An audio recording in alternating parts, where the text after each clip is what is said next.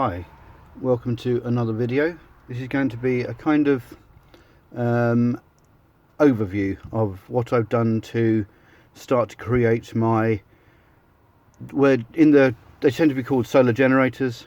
I prefer to call it, say, a solar accumulator. It's not a generator at all as far as I'm concerned, it's a storage medium. So today I'll just be doing just a brief insight as to what I've done to create the battery pack for this particular solar generator, as they're known as. This is basically, it's called an ammo can, as it says on the front here. It's got like a zombie emblem thing. I think this is for 50 caliber. It's not something we use in the UK because guns are pretty much banned unless they're air guns. But I'm going to use this box for storing a bunch of batteries, an inverter and various outputs and display units and stuff, so that I can use it for camping and that sort of stuff, just as a reserve power. So I should just show you what I've done to create the battery pack for this. Right, here's the battery pack. This is currently a 14P3S, but it's going to be a 15P3S once I've finished. All these cells are all tested. They're all within 100 milliamps of each other, which I'm quite happy with. They're made by BAC, a Chinese company. I shall show you how I got these. These are all new, but they came out of like a pack that was for some other piece of equipment.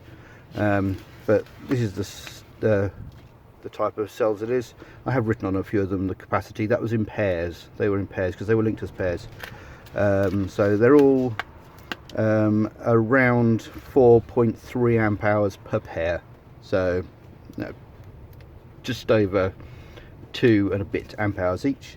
So the whole pack will add up to over 30 amp hours on a 3S. So that's like 10.8 volts nominal.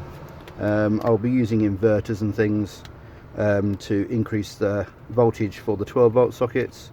I'm playing with this solar charger, which is about 3 amps is rated for, so about 50 watts or so.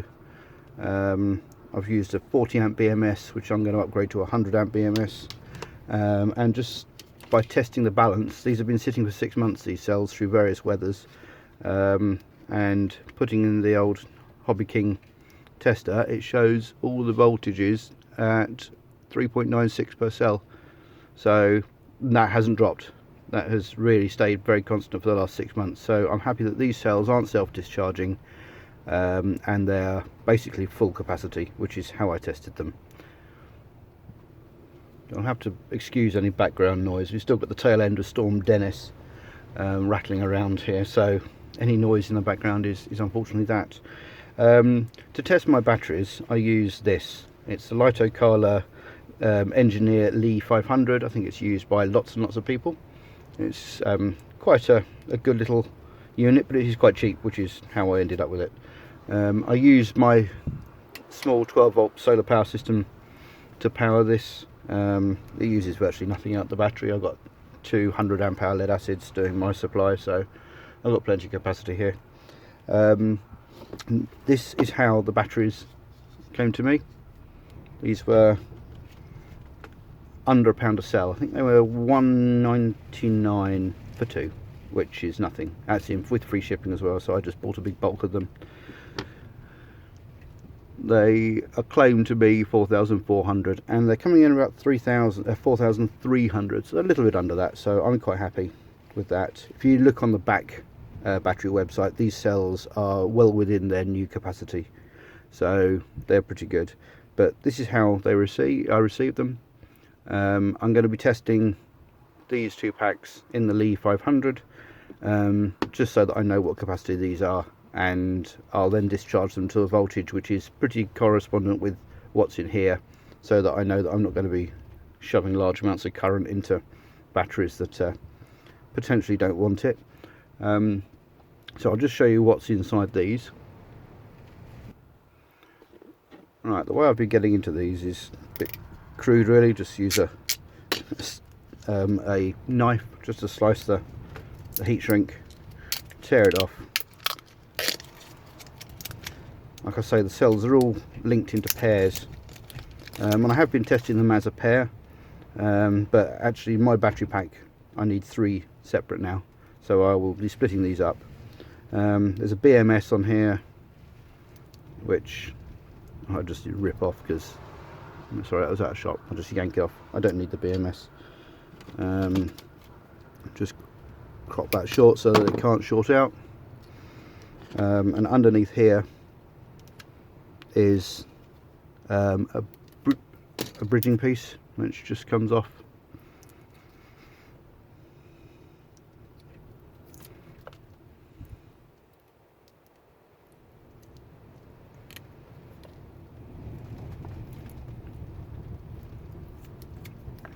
Right. So you've got a little link here which I've just been tearing off the little solder tab, which I'm going to start afresh with these. So basically I'm going to be using the 5 amp household fuse soldered onto the cell technique, which I like. It works, and it does give a degree of safety without having to worry too much. So that is the cell, that's what it looks like.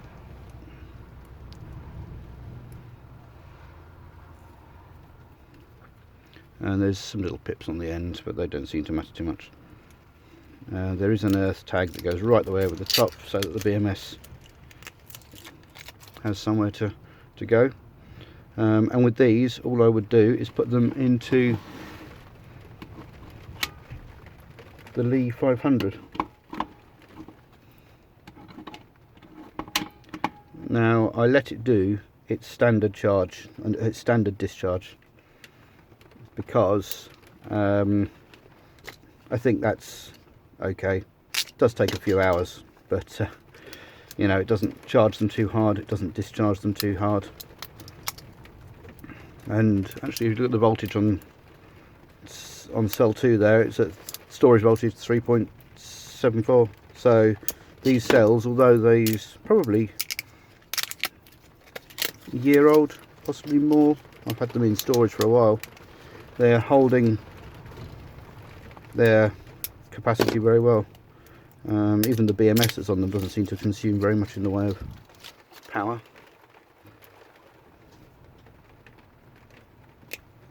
Right, you do have to be a bit careful on the tops here because this is the top of the cell, so you don't want to short it out too much.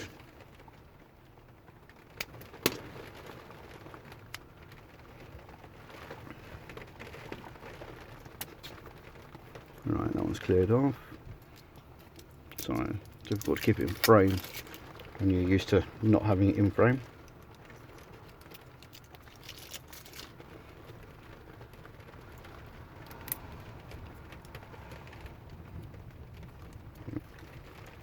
Right, that's the next one to go on. And this is the last one. I quite like this Lii-500, it works quite effectively. I forget what its default charge current is. I think it's 500 charge and 500 discharge, I think. Like I say, I don't generally mess with the settings.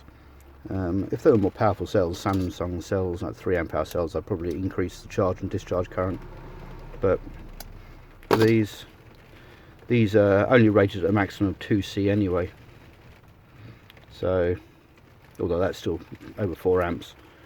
But they're perfect for what I want. Let's stick that in there.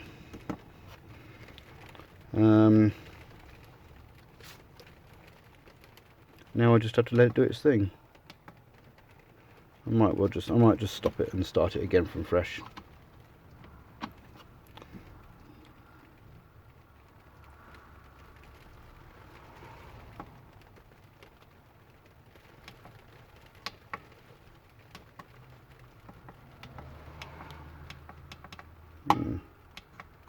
Number 1 isn't connected. That's curious, isn't it?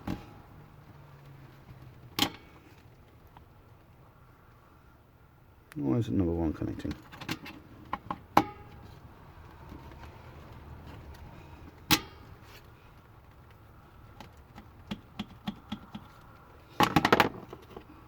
Things never go smoothly, do they?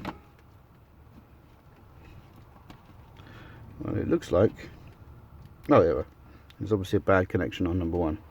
So now you can cycle through all the voltage. That was a bit high, isn't it, number 4? 3.76 for that one is about right. And considering those two were in pairs, that's a bit strange, isn't it?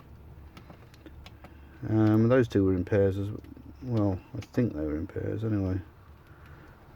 Oh well, we'll let it do its thing and see how it goes. So now I'm left with 2 BMSs, which I've just been sticking in a box. And I'll let this do its thing, and I'll write on the capacities when it's finished.